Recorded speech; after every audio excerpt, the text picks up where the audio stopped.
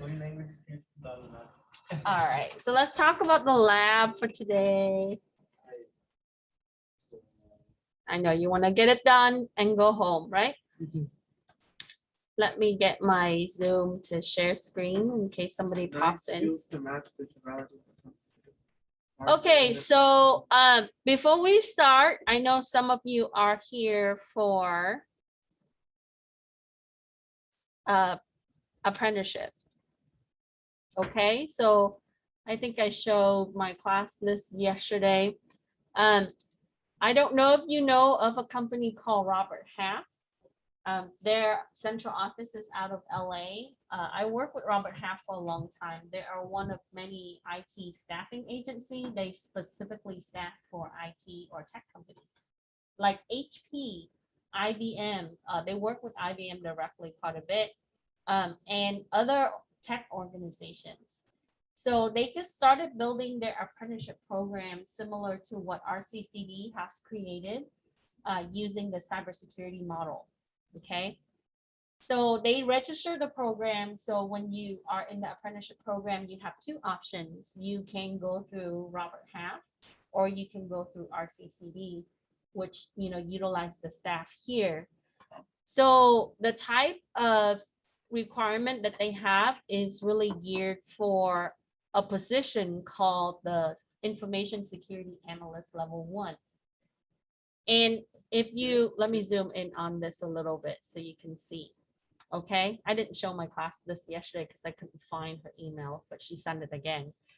So these are the things that they are looking to get the apprenticeship to do. In the apprenticeship program, you are going to work a year and a year and a half with Robert Half. But if you do it through Launch RCCD, you will get between 2 to 3 years. And they average about the same amount of hours. So it's about 20 hours a week. And you can be hired full-time after your probationary period, but all companies require probationary period. So these are the things that they're going to look for the analyst to do, is to be able to assess, right? Operate software for security. So you're going to have to run scans and things like that. You're going to have to upgrade system. You have to install anti-malware and use security application. That's easy. You need to test and evaluate new technology. A lot of the time IoT. Perform pen testing. So CIS25 will be a good class for that. And then analyze IT requirement, give feedback and improve system, analyze and implement. So because in the district we work with them, RCC also is the same. So you can go through RCC or RCCD launch, which is the same as MDC, or you can go through Robert Half, okay? So the requirement for qualifications here is going to be, you have to be 18 years or older. You have to complete high school. Most of you have, right? All of you have to be here actually. You have to complete an assessment. So in my class for CIS200, before I send off the student to apprenticeship, I make them take the exam that you're doing, the A+ test, okay? And they have to score 80% or higher before I send them to the employer. That's what the employers are asking for. But they told us that they're using an IBM systems and they are assessing, some of the basic level like Security Plus and A+ knowledge. So the class that's going to be good for this is going to be this class and CIS27. Okay, that's going to be the basis to this type of job. And then you have to enroll in community college and you have to be in good academic standing. You have to pass at least one cybersecurity course, probably that's 27. And then you're capable of passing background check because you deal with essential IT information. So this apprenticeship program, I know, did they list the pay? Not on here, right? Oh yeah, they did. So it starts, the base pay is $20.20, and you do have a scale ladder pay. So let's say that the student go through the program with Robert Half, right, while taking classes. The student can eventually make, more than 20, might be $21, $23. It depends on how well you perform. So every so often they have to assess your skill, and if you're able to accomplish new tasks that meet the higher objectives, then they raise your pay. Now compare this to launch apprenticeship. I'm going to be honest with you because I sit on many employers' call all day long, right? Some employers pay lower, some employers pay higher. So right now, Loma Linda University Hospital is hiring my apprentices. I have 4 candidates that are interviewing shortly. And Loma Linda offers base is $28 for the same type of responsibility. Now, imagine that, right? You go into school, you make 28 bucks an hour, not bad. A year from then, you will not be making 28 if you continue to improve. So ideally, we hope that with the apprenticeship program, you will launch your full career full time at a much higher pay than what they pay you in apprenticeship. You see? So when you entering the apprenticeship with a certification like A+ or Network Plus or Security Plus, you are at better leverage. And when they say 2020 like this, some company will offer more. Okay. So what I want you to do is to know that this is a second option for you. Okay. Whether you go to RCC or NBC, and this is through Robert Half. Okay. And or you can go through our district office. This is LA. No, so this is based on their description, which is their corporate office, but I talked to them yesterday and they said that the employers that they're looking for is in Inland Empire. How exactly close is in Inland Empire? You know that this is a big area, right? So it could be in San Bernardino, it could be in Ontario, it could be in Temecula, it could be in. So I've had students that participated in the apprenticeship program that got offered jobs in Temecula and they turned it down because they live 45 minutes away. But keep in mind that this area is not booming tech, right? Like you're gonna have to either, for us around here, is gonna be the IT jobs in the warehouses, okay? And so if you are looking at, more tech-based company, you have to go a little bit further out. Now they say Los Angeles, California is because they're based, Robert Half is based out of LA, and that's where they pulled this job description. But I talked to them yesterday and they said Riverside County and some of the employers in this particular area. So, and then you have to be on track with the courses, which are basically the certificates, like most of the community colleges around here for cybersecurity. So if this is what you're interested in, I will pick time like tonight, tomorrow. I think tonight I'm gonna be a little busy because I have to get all my routers and switches set up for my class tomorrow. But I will post this in the announcement. So if you're interested, you're gonna have to communicate with the faculty that's running the program. So if you are a student here at MBC, you will communicate through me. And then if you are at RCC, you need to make sure that you talk to apprenticeship director and Skip Berry. Okay, so those are the people, and we recommend the students, so you can't just apply and go through like a regular job. So once we look at the student status and how they perform, that's when we make the recommendation. And then, so after you complete this class, I think it's a good start to really look at these. And then, yes, question? Embarrassing, but I actually got kicked out for both grades, so I had to talk to a counselor to come back. So, but when you go through the program, they're gonna look at your certificate program grades, right? Not necessarily. So let's say that if you took like, I don't know, history a long time ago and you're trying to find your way through school and you didn't do well in those type of degree. So I had a student that was in that situation, right? He worked for Infosys now. He attended here not too long ago. He started out with trying different classes and he didn't do well. And then when he came back, he started studying computer science and he started getting into IT and he got straight A's. So he was one of my interns for the DoD program that I ran a year ago. And then leaving that internship, he got offered a job in Long Beach at Infosys. So he's there now. And he doesn't even have a bachelor degree, you know, so he's doing some IT and programming stuff for them, and he loves it. So, and the pay is about that range, 20 something plus an hour. I think it was 24 when he started. Okay. All right. So the important thing that you need to know is that background needs to clear for all of these positions in IT. If you have something that will flag, make sure that you are very clear on the application and you were very clear to let them know. Things that were a long time ago, they will dig it up, especially when it's county and city. I've had a student long ago, he did something when he was 14.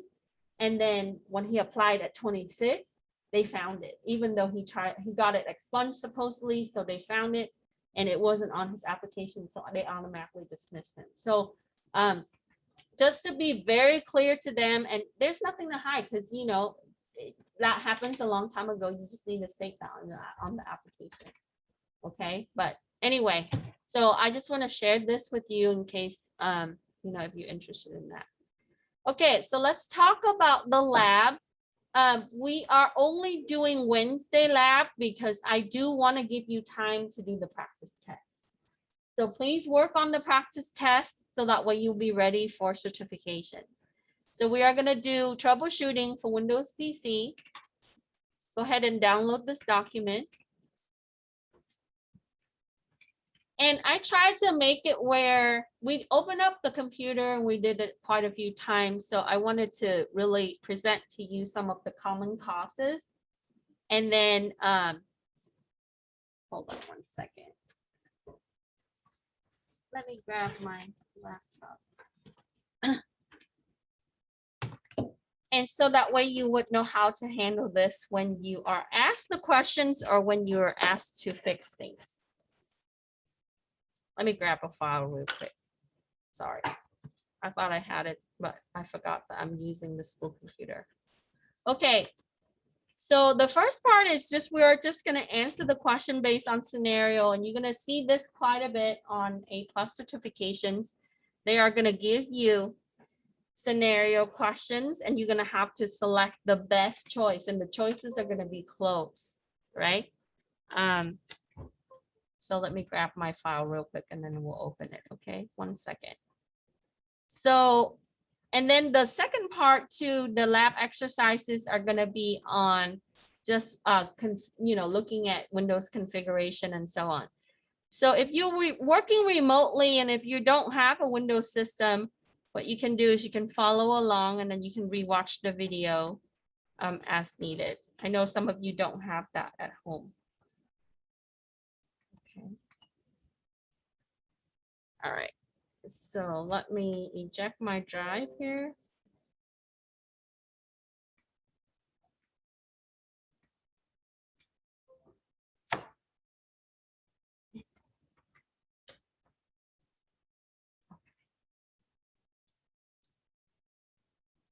Let me zoom in. Okay, so let's go through and answer some of these questions. All right. So for A+ exam, they are going to ask you, this is like a third of the exam itself, this chapter. Okay, troubleshooting is a big area for A+. So make sure that we know the steps in troubleshooting. You are going to get questions on these. So first you identify the problem, then you establish the theory for probable cost, what could be the cost. After that, you're going to come up with possible solutions. Then you're going to try to implement solutions. You're going to test it, right? And then if everything works out for the solutions, you are going to document it. Okay, and that's the same across whether you're doing networking, computer repair, or cybersecurity. Troubleshooting steps are always the same. Okay. All right. So in the first part A, it asks you the common issues. Provide the probable cause for the solution for the common Windows operating system issues. You know, this tend to be, right? So if somebody bring you a computer and they tell you it is slow performing as far as the OS goes, what could possibly be wrong? Okay, one, Yeah, you might have a malware, you would tell them. Okay, 2. Okay, so when you come up with a possible cause, you also want to come up with potential solutions, right? 2, if they have too many applications that are running, okay, at once, right, utilizing all their resources like RAM and storage and processor. So the fix for malware would be what? Install an anti-malware application, scan it, and try to contain it. We don't want to delete the file that's infected because those are system files. And when you manually go in and take it to your liberty to go to system 32 and start deleting stuff, guess what happens? You get errors, right? Things stop working. So when you have malware, you are going to remove it using an anti-malware application. If you have too many applications, you can uninstall the application. You can go through control panel under programs and do uninstall. We should automatically know the step in case we're asked on our interviews and on our job, right? I know some of you already know this very well. And then if you have a lot of things that are starting up, right? Connecting to a certain website, updating certain services. If it's handling many startup processes, you need to disable the startup, and we're going to do that today. Okay. And then if you have a disk that's pretty full and it has files scattered everywhere, it's not able to pull files quickly, especially on the OS side. You can do disk cleanup to get rid of all the stuff that you don't need. And then you can optimize and defrag your disk. Okay, because operating system uses hard drive or SSD. So we want to make sure that we keep the files together. So when you do optimization and defragmentation, what that does is it takes your system file and it puts it together, contiguous. Because when you install the OS, it might spread it out, scattered it, right? Because it's writing very fast, so it's just going to throw it into the storage. So when you defrag and you optimize it, it puts it together so it can quickly map where the files are and be able to use it quickly. Okay. And usually I do this last. You tend to see when people bring in computers to Best Buy and Staples and those places, when they complain that their system is slow, is because of these things. These are just common things. There could be other issues like hardware and so on, right? All right. Scenario B, it doesn't boot. What could possibly be wrong? Okay. This is kind of long. You don't have to put verbatim, but I want to put the details so you know. So one thing could be that there's boot priority and sequence issue. That means that there's a misconfiguration where it boots to a USB and you have a USB in your system. So it's not able to find some kind of boot, right? So to fix that, we just need to change the boot sequence in BIOS or UEFI. Should put. Okay. Second, you can have a corrupted file system. Okay. So over time, and that could be from malware, or it could just be that it's corrupted. Okay. When it's written, it was not completely written. Something went wrong. So you would use startup and repair tool, and Microsoft does have the recovery mode.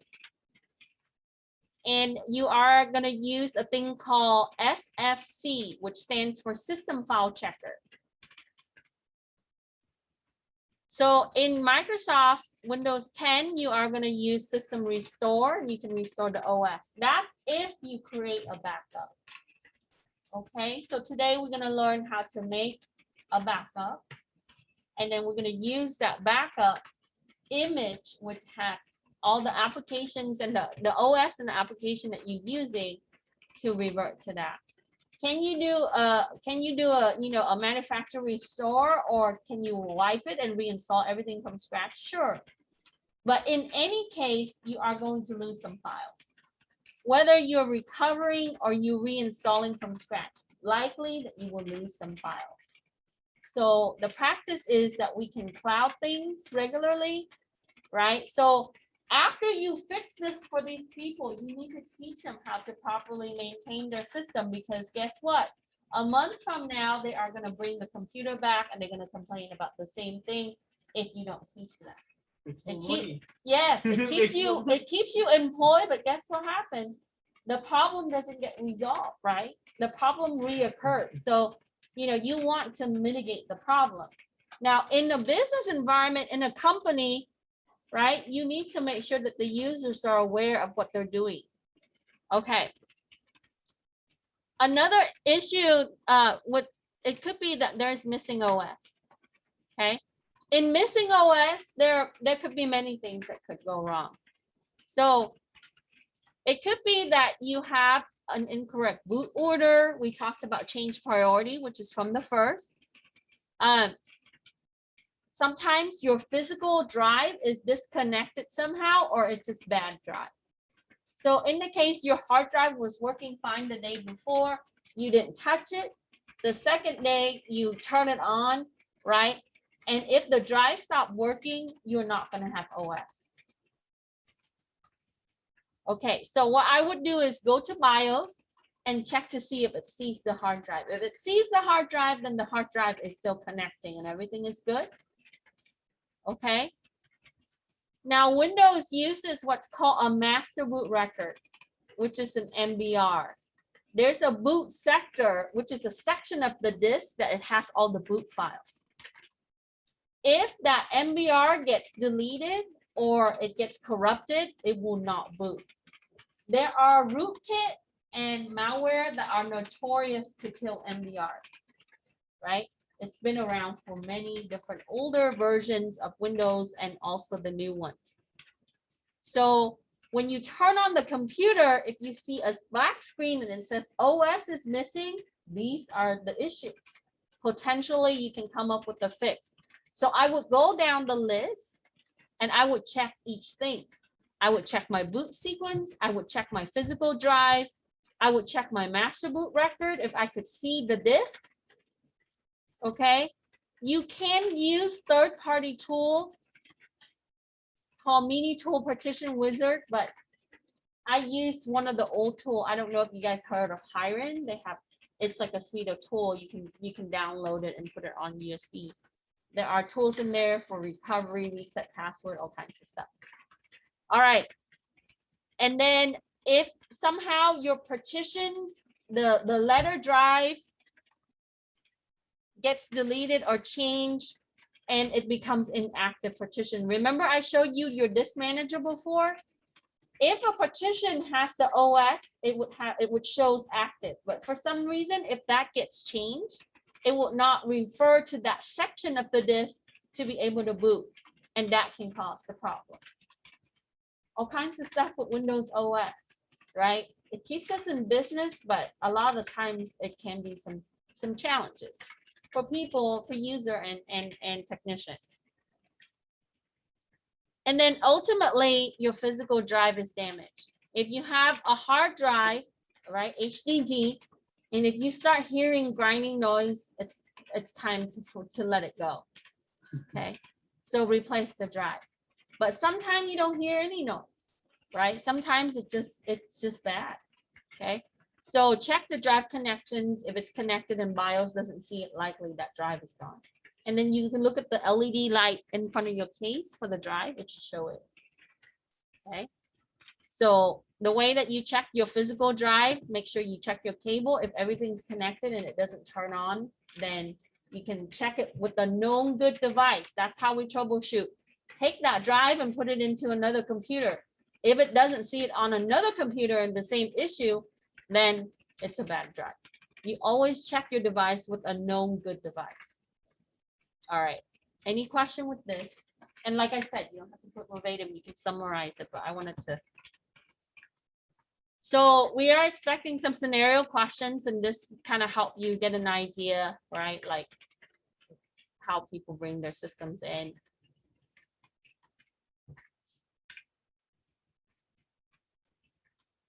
let me see if I can zoom out slightly.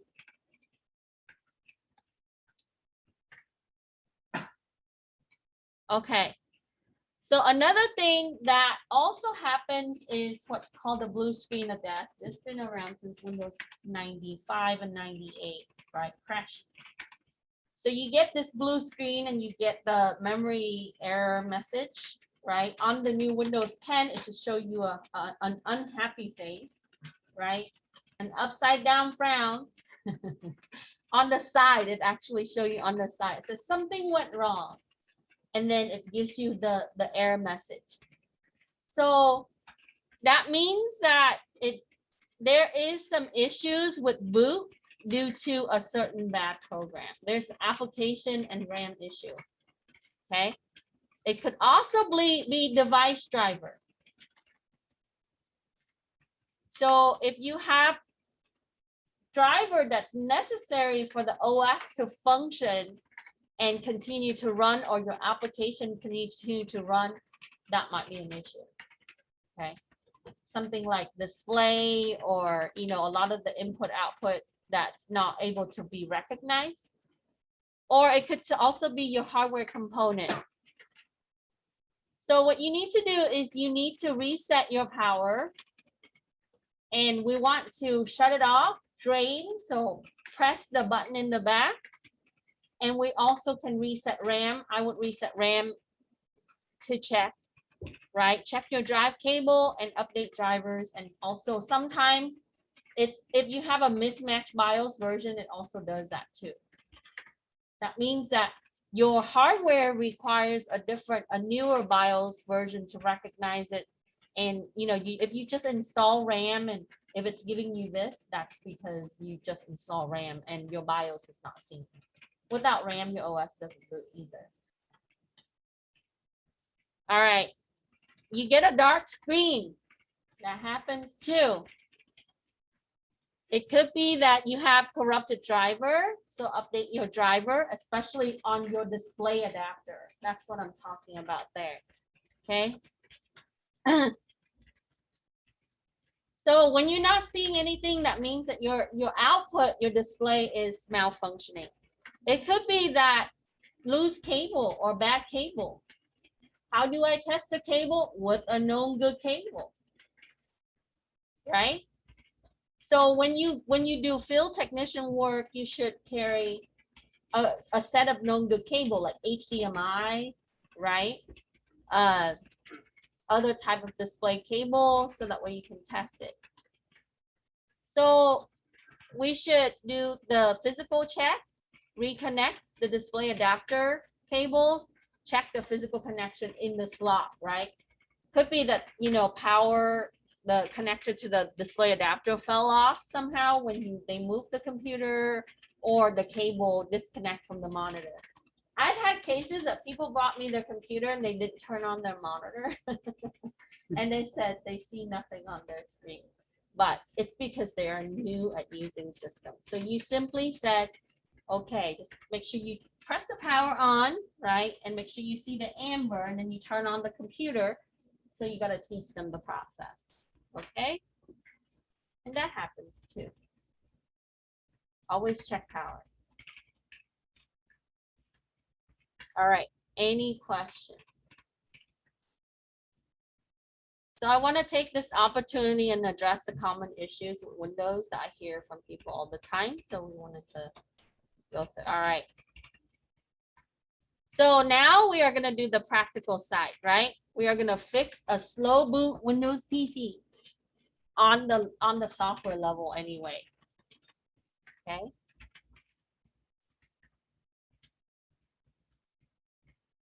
Okay. So what you're going to do is you are going to use a thing called PowerShell, and PowerShell is different than command prompt. I'm only going to give you a little bit of it, but in my other classes, they use PowerShell quite a bit. So in system administration for Windows, we use PowerShell with the command to configure and to view settings. Okay. So starting with Windows 10 and onward, PowerShell comes out of equipped with it. Now, if you're using Windows 7, it has to be 7 Pro, and then you have to download it. Back then they didn't ship it with PowerShell, but then now after, Windows 7, everybody demanded PowerShell. So you just simply call on PowerShell by searching for it. Okay, and if you don't see it here, you can just go to Microsoft website and download it. It should come, you should be able to use it with your OS if it's compatible with your OS. Like I said, prior to 7, PowerShell was not really adaptable, right? Let me see if I can change my property to make my font a little larger so you can see. So it looks very similar to your command prompt, but the commands that you're using with PowerShell is a little different. Okay, there's some stuff that you can use the same, but the majority is different. So what you're gonna do is you are going to use a power config command and you want to query. So it's exactly like how you go to control panel and you look at your power management. On the laptop, this is important because it's going to give you all the profile for power and battery. So because you can change up on how frequent you want the battery for the cycle to save. So we would do a power config, right? And then space/query. G. So you see a lot of things here, right? And notice that in PowerShell and Shell, it's not going to be pretty. Okay, usually when we pull stuff like this, just like what you did in Linux before, we wanted to put it into a file and then we can categorize the stuff that we see. So this is how you're able to see your power settings. And it is on, it shows you like when, like allow the computer to sleep, prevent, and so on. There's like different profile that it has. Okay, so you can query. That means that you're just asking for the information for this particular system. Okay, and if you want to know more, you can go to Microsoft website. They have full documentation on PowerShell for every single command they created. Okay. PowerShell accepts some Linux commands. Yes. And you can also run C in it and scripts. Yeah, okay, shell script. Yeah. All right. Then we are going to do Hibernate Off. So what if I wanted to configure, if you press the arrow up, it just repeat the same command and then you can just change your switch, right? The extension that you have here. So that's what we call switch. So we would do a Hibernate Off. And all that is you just turn off your hibernation. And why would we do that? Because sometimes when a certain computer, when the power supply goes out or it's going bad, when you set it on hibernation, it goes to permanent hibernation. It doesn't wake up, right? And if it doesn't wake up, people see black screen. And when people see black screen, they can't use their computer. So now, not all systems have it on. Right? It depends whether the user sets it on or off. So what I wanted to show you here is that you can definitely use PowerShell to be able to configure your system if you know the command. And if you don't know, you simply do a /?, and then it's going to give you, some of the general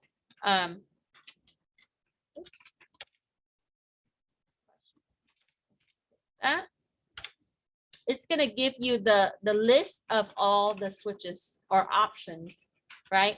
So you can do all the power scheme. You can also list.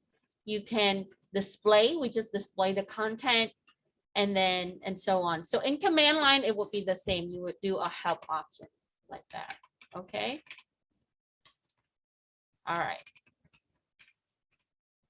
So check for hibernation. Take a screen capture for me. So let me rerun that.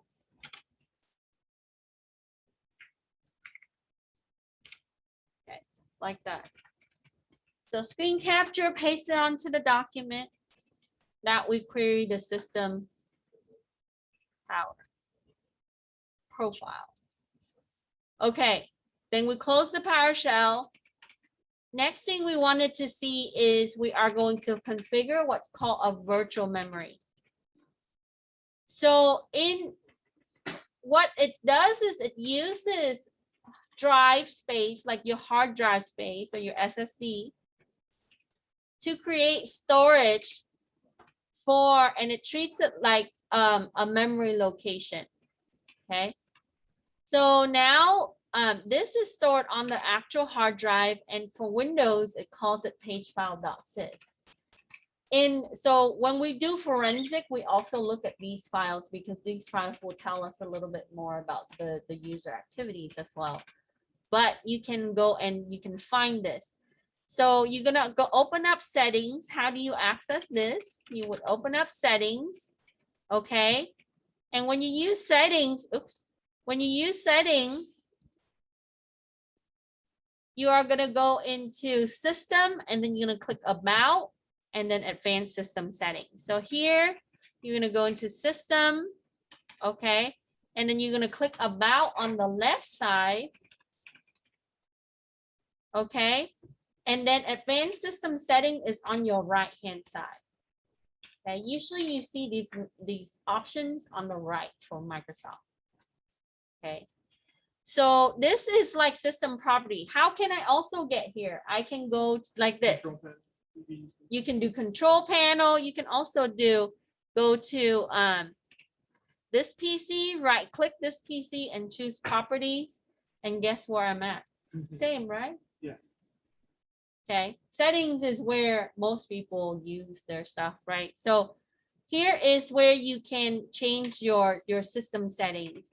So you are gonna, under the performance, it tells you virtual memory here and visual effects, processor scheduling. You're gonna click settings there, okay? And here they have it as custom and your computer at home likely will be the same. If you want to adjust it for best performance where it's faster, you click that, adjust for performance. So what happens is it's gonna clear out all the extra stuff that's gonna take up that space, because if it takes up that space, it's gonna write to the disk and it's gonna take time to do that, okay? And then you click okay. So I have you go in and adjust it for best performance. Then you can go into under the advanced tab.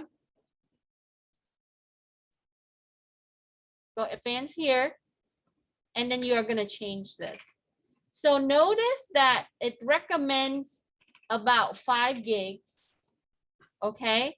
So you can change this and reduce the size. So let's say that I'm running low on my disk drive and my computer is really slow.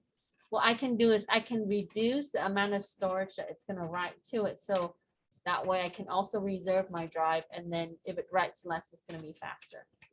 Okay. Yeah, I can't set this because, you know, we're not admin on these systems right now. However, you should be able to do that at home.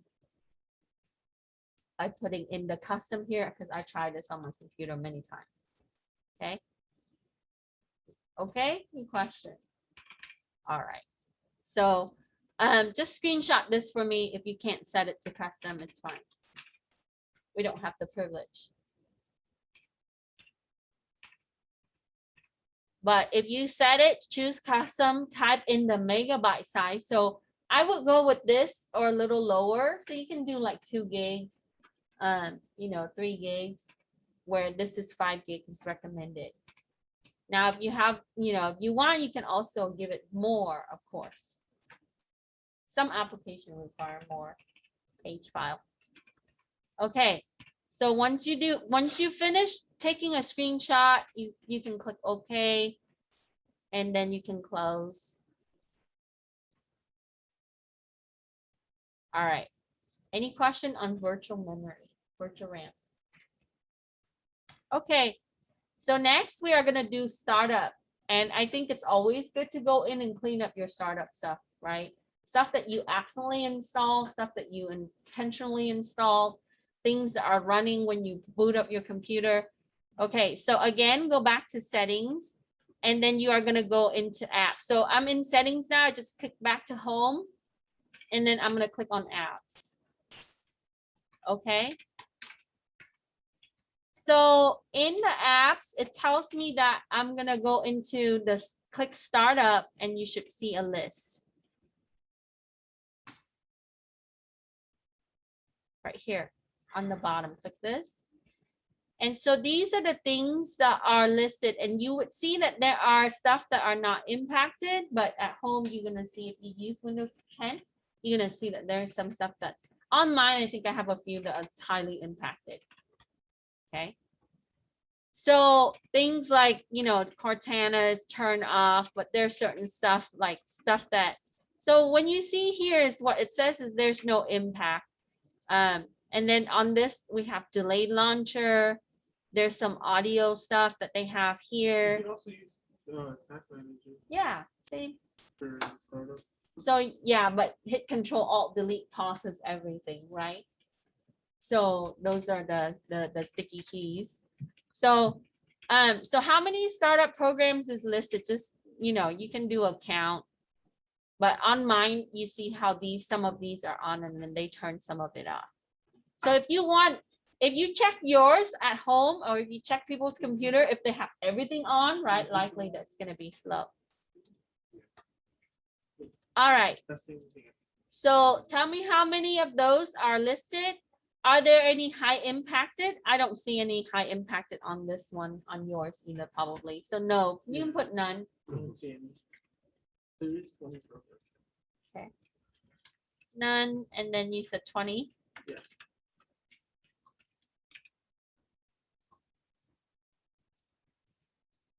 All right, then we are going to, you can disable the low impacted program, so you can turn one of them off.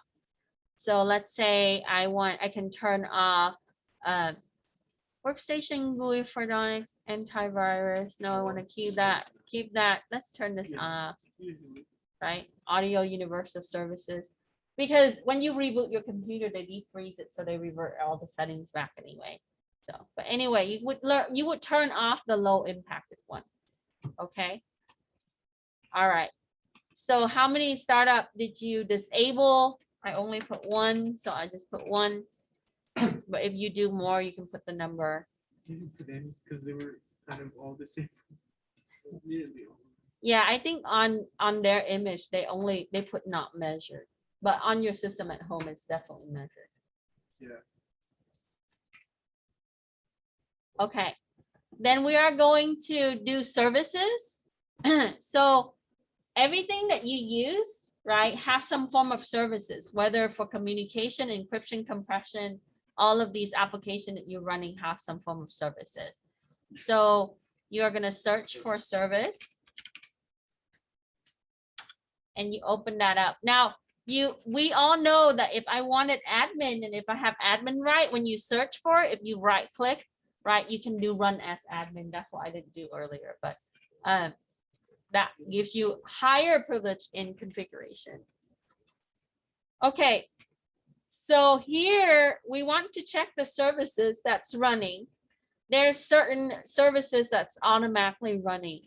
So when you open it up, you are going to click on startup type and then sort it by category.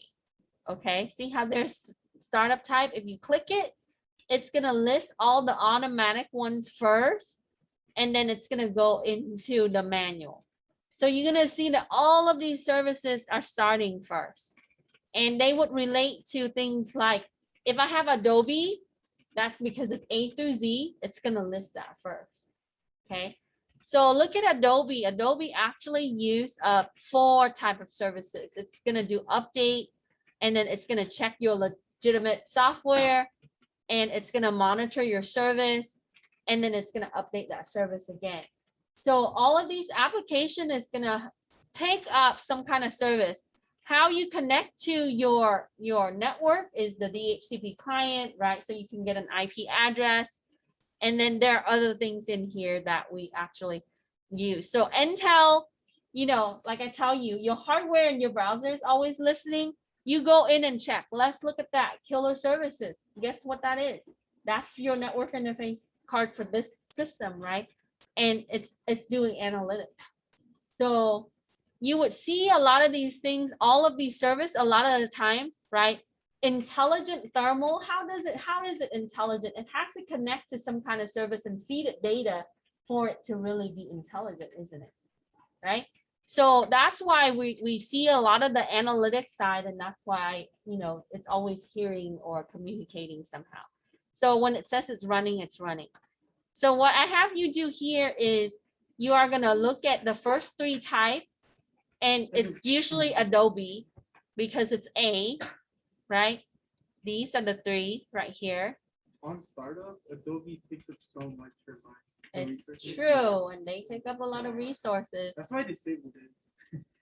I have to Sometimes they use still- Adobe regularly. So, but if you use Adobe like Illustrator and Photoshop and stuff for your work or your, you know, projects or whatever, you have to keep it up. Otherwise, you can just turn it on when you need to. Yeah, but mostly Adobe Cloud, their cloud, you Of know how course. they use like videos and pictures. Yeah. That's the thing that keeps draining all my resources. Yeah, so here list those three. So we have Adobe Acrobat Update Service. It has three type of update service. You see? And then it has Genuine Monitor. So I'm just gonna list that here. So I have Adobe Update Service, and then I have Adobe, what is it? Genuine Software Integrity Service.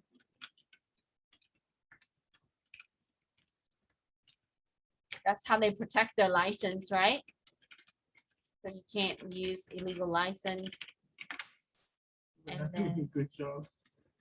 And then Adobe, another Adobe Update Service. Adobe Monitor Service. Pirating.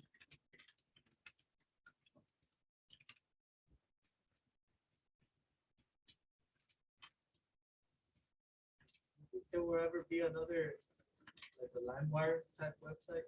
Or There's always another type of Find it. peer shareware, right? Those are just shareware. They create, you know, they create a folder on your so if I want to disable this, right, I can just simply right click and then choose stop, and then it will stop. So you can disable one if you wanted to. And of course, you can go down the list and start looking for things that you don't need, and so you can turn that off. So when you release that, what happens is it free up your processes. Okay, it gives that back to the system, and your system, your processor can be allocated for other things. So that's what happened is when people have a lot of startup things, the services is running and so on. Now, malware would also sometimes certain type of malware would take up the resources as well by just running services. Okay, so we can check. All right, what happens to the services after it's stopped? You notice that when you disable, right? I disabled the first one, it drops off the list. So because we categorize it as automatically running, so when you stop that service, it puts it to the bottom of the list where it needs to be manually turned on. It doesn't mean that it goes away. It just put it somewhere else in the list. So we can say that it placed it, service is placed in manual startup. And so that means that you have to go to that section to look for it if you need to start it again.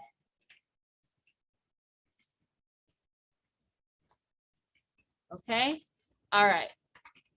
So now let's talk about backup. So we are going to open up Control Panel. Yeah, okay. And then I'm going to switch to category because I just don't like too many small things. Then you are going to click on System and Security. And then you are going to go down and you should see, or I'm sorry, click System. Wait. I'm missing something. Storage, oh, backup, I'm sorry. It's backup and restore Windows 7. This one. Click backup and restore, and then it tells you whether you have a backup or not. So on this computer, there has never been a backup, right? So you can say, was there when was no backup was created. So on a newer computer, that's what you see. So what you can do is you can charge the client the time that you can create a backup for them. Okay.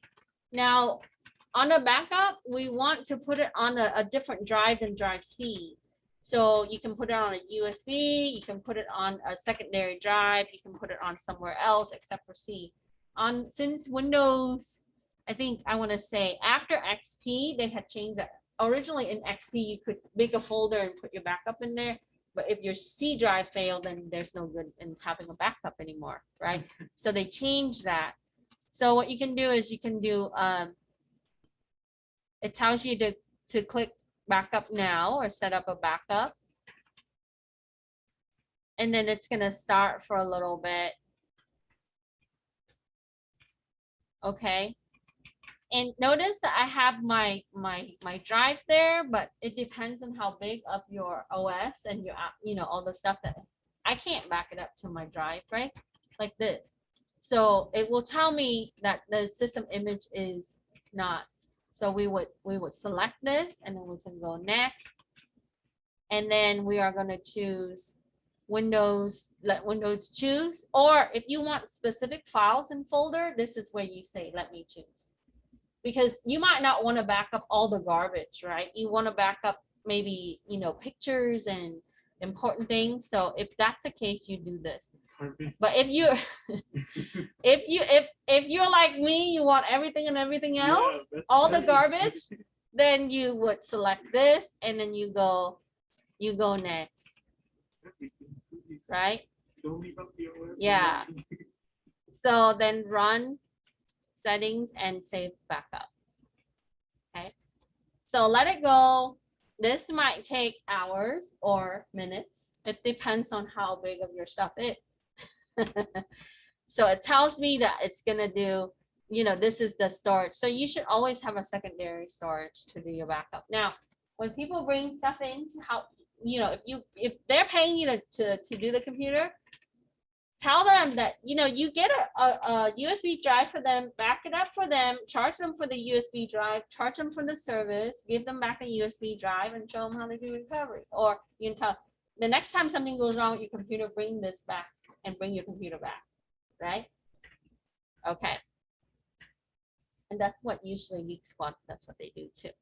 All right, take a screen capture that it's going or it's completed when it's completed. Then let's do this part, check for updates. Okay, so you know that Microsoft updates sometimes cause issue. Okay, the reason why I want you to do this, so in security, we always harp about, make sure you run security updates because, you know, it closes the firmware issue. Yes, but sometimes when Microsoft releases updates, it causes problem on your computer. Okay, so you can roll back the updates. So go back to control panel, and then what you're going to do is you are going to go into control panel home, go to programs, and then you are going to look at, and over here you would see, right, view install updates, or you can click here and then go in, and then you can do the view install updates. So it's two-step no matter what. So here it shows me the number of updates, and then on the bottom it's going to tell you, right, security updates. So whenever Microsoft finds a security issue, they put it on their database as CVEs. Okay, and those are the entry that they would note to fix. Almost all software and OS does that. You know, and when they release the new build, they actually document what they fix.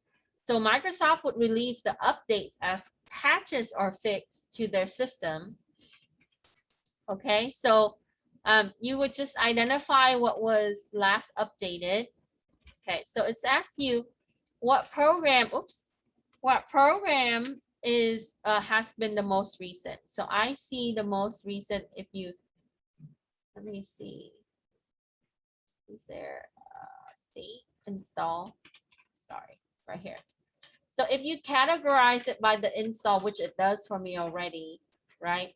I have the Visual Studio stuff, right? So Visual C++, that was updated. put that. So the Visual C++ package that was updated in January of 2021. Now on your system at home, there will be something newer than that. Because whenever you install updates, it does update for your application as well. Okay, so if you click the tab, it's gonna let you categorize it and then you can check on the security. So if I wanted to categorize, I just check this, right? Actually, Adobe DC. Let me take this back. Well, that's what I do. That was June. I didn't, yeah. Okay. How many security updates do you see? So on here, right? If you see there's one security updates. Likely that these are the two. The KB are usually for Microsoft stuff. 2. I have 2, 3. So about 3.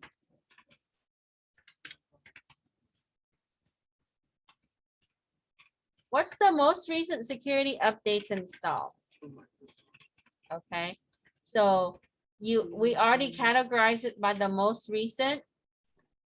Now at home, because here on these computers, they don't run updates that regularly. They test the updates and they run it because it could change the application, so they don't run it as often as we do, right? I install updates every week actually. So on this one, you can just put that it was in January 2021. Which is a while ago. So how do I know if that's the most recent one? Well, you can go to Microsoft website and then they will tell you.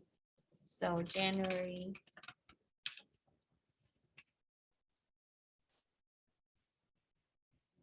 Okay, 2 more parts and then we're done. All right, let's defrag the drive. So ideally, when you do optimization and defragmentation, you should not be running anything else, because when you start doing that, you continue to write new files to it, and then it's going to have to reorganize, and it's going to take a long time. So I normally would optimize and defrag whenever, that I'm not using the computer, like on, I don't know, Sunday night when you're watching TV or something like that. Okay, so you are going to search for defrag, and you can also use control panel for this. So if I just type in defrag, I can find defragmentation and optimization. This has been changed for Windows 7 and onward, because before it just be a defragger. Okay, defragmenter. So here it shows you, this is your C drive and all the other drives that we have. You can definitely defrag the other drive. Flash drive, not going to matter. You know that flash technology, it writes dynamically and it doesn't really need contiguous reorganization of your file. The hard drive is what we need to optimize. Okay, if you have a solid state drive, it just reorganizes the file, but because of flash, it doesn't really matter anyway. So I think, yeah, you can do this, but mostly for hard disk drive. So if you want to optimize this, you click on the C drive, which it tells you to do that, right? So solid state drive means I know it never runs optimization, you see? Okay, so when was the C drive analyzed? Never. See? And then it says when was other drives? Never. Because if you use flash technology like on USB and solid state, you don't need to optimize. It's really designed for HDD. Okay.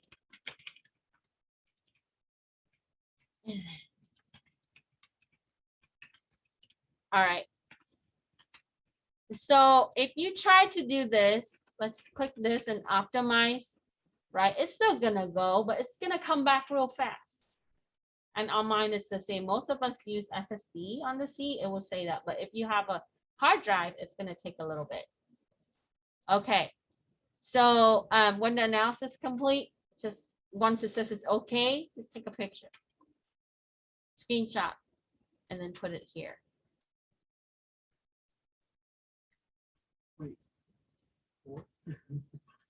Yeah, I did optimization. It's gonna go for like a minute. It doesn't, it just showed the trim. Okay, I think with what it was. oh, you don't need to analyze, you just need to optimize. Oh, Because it's flash technology, it's just optimization is fine. I forgot about that when I wrote this. I was in a hurry too, but anyway, you get the idea. So if you're using like USB flash and SSD, just optimize, no analyze. Okay, yeah, 'cause it says right there. yeah, it tells you you don't need to run it. Okay, so once we're done, take a picture and then close. All right. Last thing, okay, printer configurations. This is always the deal with the business is that people can't print and then they file a trouble ticket and you have to go and fix it. And sometimes it's driver issue. So you are gonna open up settings. And then you are going to go to devices and then you are gonna go to printer and scanners. Okay, and here are your printers. Now, all of these other printer that shows here, they are just like document writer. We don't count those. This is a printer. Your PSC HP, that's that one in the back over there, right? And then it tells you to go ahead and click manage. Okay, so first we have to answer how many printers installed? One. Okay. At home, you might have more. If you have in the business, they might have more. A copier and a printer separately, maybe. Okay, click on the install printer and then click manage. And then you are going to click hardware properties and event tab. So click on the printer, click manage. And then we are going to go to hardware properties. All this is it's going to tell you what it is. Okay, and if you go to event tab, it tells you when that printer was configured and when it was started using. Okay, so on mine, that was July 2021.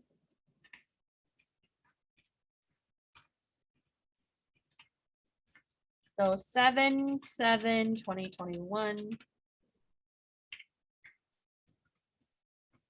And then you can go to control panel and now you're gonna look at it through the control panel. So here, go back to control panel, and then you are going to go to hardware and sound, or the printer option if you're on the small view, and then devices and printer. Okay, now in here, it should list the printer that is gonna be default. So if you wanted to set it default, if it hasn't, then you right click and choose set default, which it's already been done. And then you are going to also open up the device manager. So you can do that in here, or you can right click Windows button and go to device manager. And then this is where you install driver. Okay, so click on printer and queue. Look at PSC16, right click, update driver. Search automatically. But I recommend that you go to HP website and download the driver. Use the Microsoft one is not going to give you all the extra stuff, especially if your printer has scanner and other things. Like I use the Brother printer, and Brother has like its own software for managing scan where it does image recognition stuff. So I had to download it and install it separately. So I recommend that you use the manufacturer driver instead of Microsoft driver. So if we click on this, it will just give us the default driver that Microsoft puts there from the OS. But if you go to the download from the website, you can browse to it and then install it there. Okay. Now, if this is a network printer that is shared on the network, you have to share it, and then you have to share the printer driver to the others. Okay, so you can go to properties, and then you can set up like the permissions for the printer, or you can use a print server to do that. I think Microsoft has an option where you can just, put it on the print server. All right. Am I just manually like connected through the USB I didn't do that. Oh, okay. Well, that's too much. If you have it on your wireless network at home, it should be easy. You can share it with everybody. I mean, sometimes it's not wireless, the one I have. Yeah. Well, but you can connect it to the router at home with the cable. And then print, or if you connect it to your computer, just share it through your computer. All right, so we're done. And so close everything, save your work, upload it on Canvas, and we're done for the lab this week. Okay. Yay. So early. Any question? Okay, I'm gonna stop recording.